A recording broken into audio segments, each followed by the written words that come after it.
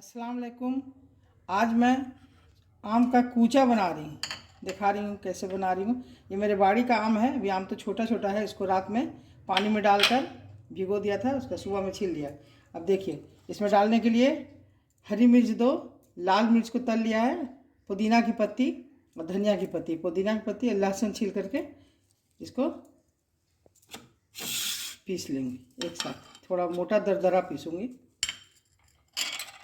देखिए, मिक्सी में कूचा को पीस लिया। अब इसमें नमक डालेंगे 1 चमची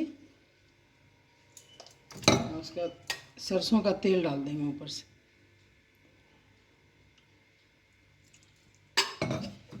बस इसको मिला दीजिए। बहुत मज़ेदार लगेगा ये कूचा। इसमें धनिया की पत्ती, पुदीना है, पुदीना की पत्ती, हरी मिर्च, लाल मिर्च, लहसुन देकर देखिए बहुत चटपटा।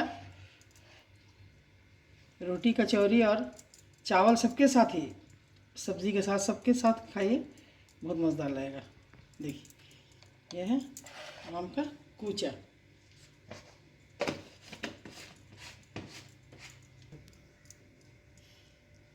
देखिए, इस तरह से आप भी बनाइए और खाइए। अगर ज़रा सा भी आपको पसंद आ रहा है तो आप मेरे चैनल को सब्सक्राइब ज़रूर कीजिएगा और लाइक कीजिए और शेयर कीजिए। ठीक है, अल्लाह हाफिज़।